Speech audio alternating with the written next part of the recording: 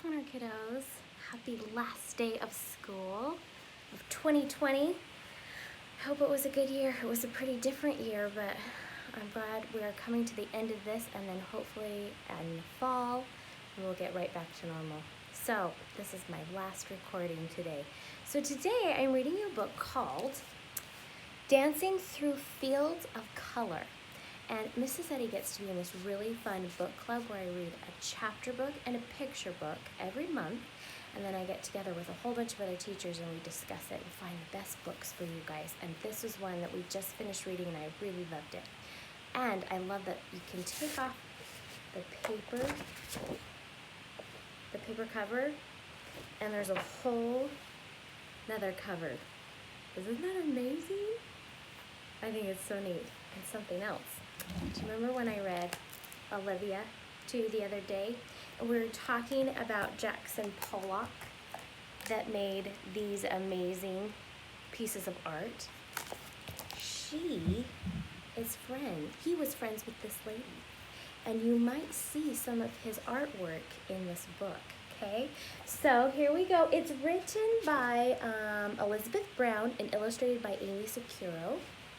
And I think you're going to really like it. Here we go. First page. At a time when girls were taught to sit still, to learn their manners and color inside the lines, Helen Frankenthaler colored her reds, blues, and yellows any which way she chose. Helen never wanted to follow the rules. You see, her painting is different than everybody else's painting. She wanted to do it her way. When her mother called her to the dining table, Helen continued painting watercolors of the sunset shining through the apartment window. Instead of going to bed, Helen filled the sink with water and she dribbled in drops of ruby red nail polish and watched the color flow. When she let the water out, she loved to watch the color swirl into shapes. I'm just telling you, don't do that. Your mother will be very, very mad at you. It doesn't come out. Don't do it. During summer vacations, Helen let the waves whoosh and whirl around her, sailing her body through the tides. When her father called her ashore, she wanted to keep circling, twisting, and floating, forever wrapped in the blue-green colors of the sea. Isn't that beautiful artwork? I love the colors. While her older sisters were in school, Helen spent her days with her mother, who nurtured her dreams. Helen read and wrote stories, made collages, created designs with glass, beads, circles, hearts, and stars in brilliant colors. She painted pictures and cards for birthdays and anniversaries filled with all the colors of happiness, purple, yellow, and pink. Helen's father worked long days as a judge. She couldn't wait for him to come home each day, and he took her wherever she wanted to go. The zoo, the merry-go-round. He's a pretty good dad, huh?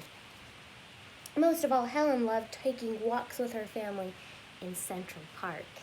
She ran under the welcoming sky, across the lush green fields, and played hide-and-seek among the flowering trees.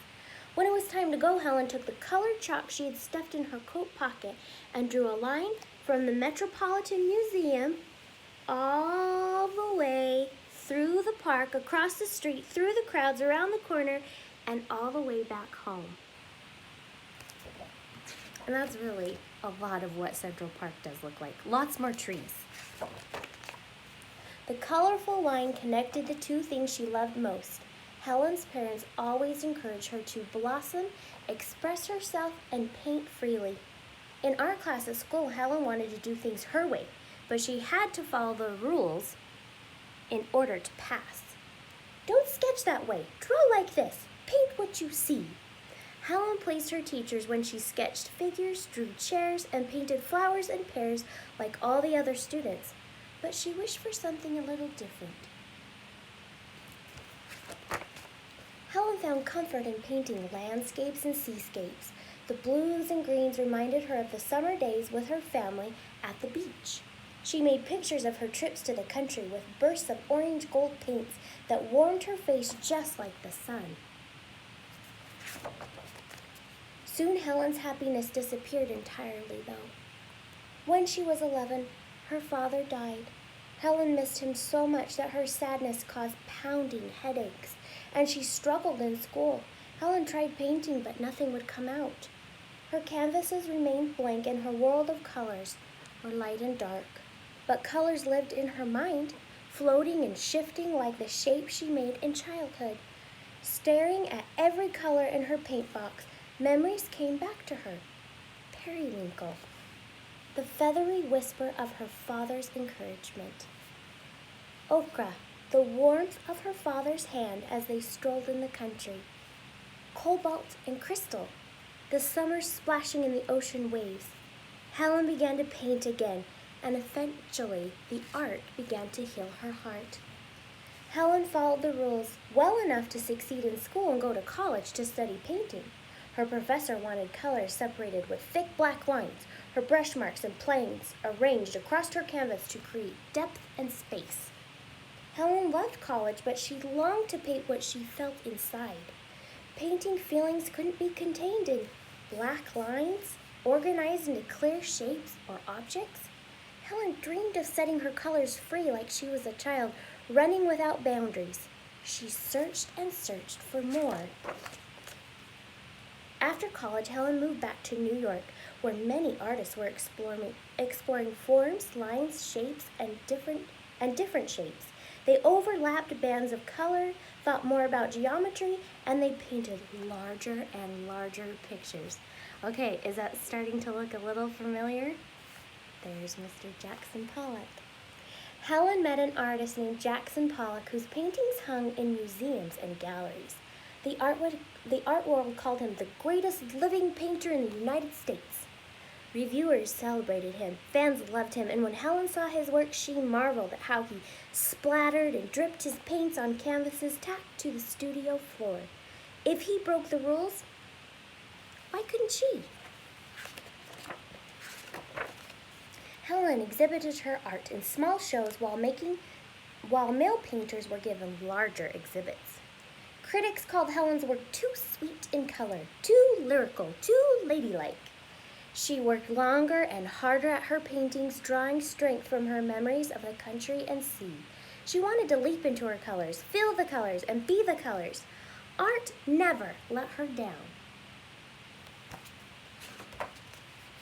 Helen traveled to Nova Scotia. Ooh, that is on my wish list. I want to go there so bad. To get away. As she walked through the fields, colors swirled all around her. Blue and coral cascaded down mountains of saffron and gold. Rose, pink, and lavender rippled across the sky. Spring green and vermilion gushed through the sea waves. Not beautiful? Wish I could paint. Helen felt the countryside move within her body. She saw the mountains with her arms. She heard the sea in her wrists, and she could paint the beauty she saw all around her. But could color be the painting? Helen grew very brave. Back home in New York, Helen laid a huge canvas out on the floor, and she put down her brush, and Helen blended red and yellow and made orange. Then she took blues and yellows and made green, and she mixed and mixed and mixed rainbows. And Helen swirled charcoal lines across her canvas to guide her, like the chalk lines she drew as a girl in the city. With a fistful of pink, Helen turned her wrist outward and she spread the paint streams of color, racing and spiraling to paint soaking wet right through the canvas, like rain seeping right into soil. Helen grabbed a bucket of crimson and poured. Setting her colors free, they ran and they rushed, and the colors turned finally into memories. Helen imagined the mountain peaks of Nova Scotia with her arms. She remembered the sea's waves with her wrists, and with a sweep of her arm, she splashed green just like sea foam. Colors jetted across the painting, merged and connected like rivers into oceans, colors into feelings, and wherever the paint landed was where the perfect place it was meant to be. Grabbing a nearby mop, as her partner, Helen promenaded through puddles and pools of paints, pushing and pulling her colors all together. Oranges and reds tangoed, corals pirouetted, and pinks plied, yellows and blues sashayed, winding, turning, and spinning. Wouldn't that be fun to just push color around with a broom and see what happens? When she was done, Helen danced in the field, free among all the shimmering colors of her life, extending and reaching beyond the painting forever. Oh, it's so pretty. I love that. And this is actually Helen. And here's her huge canvas out on the floor, and she's just using a brush right there. I wish I had a picture of her with her mop. But that is her, and there's some of her paintings back there. And I love this book because it tells you some different techniques of ways of painting and other things that you can do. I hope you loved it. It's a little bit long, but I hope you liked it because I just think that she's amazing to just find a new way of doing art. So, I'm gonna miss you guys. Have a great summer, and I hope I see you in the grocery store, at the swimming pool, maybe at the library. Please come and say hello to me, give me a hug, and I will miss you all, but so excited to see you in the fall, okay? Love you guys.